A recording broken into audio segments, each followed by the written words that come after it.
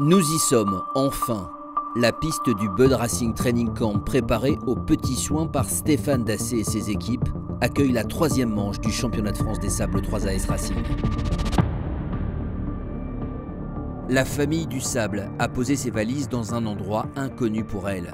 De son côté, jamais le site n'avait accueilli 300 pilotes en même temps. Le CFS a ses exigences, mélange d'élite et d'amateurs. Devant l'élastique, un tracé de 7 km à découvrir et les portes d'un enfer de 2h30 qui s'ouvrent tout à coup à 13h30.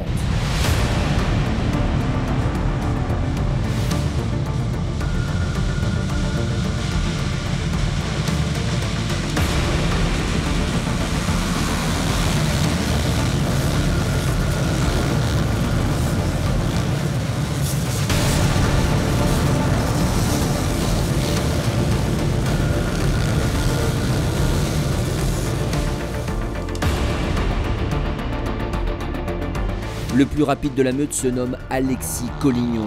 Il a jailli devant les deux favoris de l'épreuve, les Yamaha Boys Potisek et Kellet.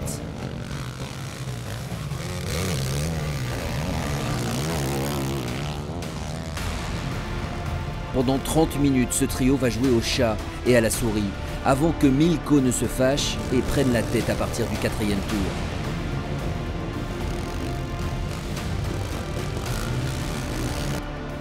Derrière, Matteo Mio et Lars Van Berkel sur Honda sont dans le coup, mais à distance. Tout comme Maxime Saut, Anthony Bourdon, Jérémy Auquier et Camille Chapelière. 45 minutes de course, le premier ravito. En un éclair pour Milko Potisek, aussitôt suivi par Todd Kellet.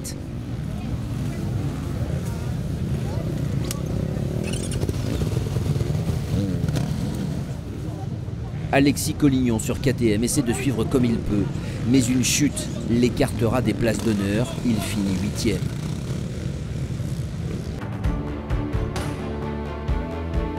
À la mi-course, Jentel Martens pointe le bout de sa roue. Absent à Lune Plage, le Belge roule sur sa Honda privée sur un rythme qui lui permet d'occuper la 3e place et de devancer Van Berkel et surtout le jeune Mio qui perd un temps précieux lors de son premier arrêt au stand. Chez les féminines, Mathilde Denis sur Yamaha est une nouvelle fois la plus rapide. Régulière, elle intégrera le top 100 à 5 tours du vainqueur.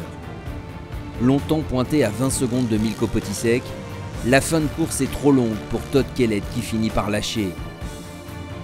Le nordiste est le plus fort et de loin, portant son avance au-delà de la minute.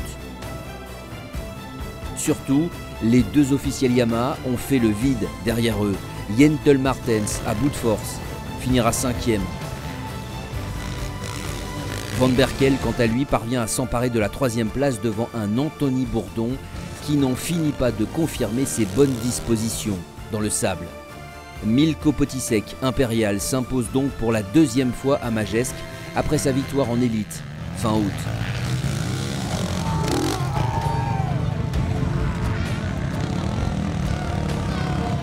Il redevient surtout le patron du CFS en signant sa 2e victoire de la saison.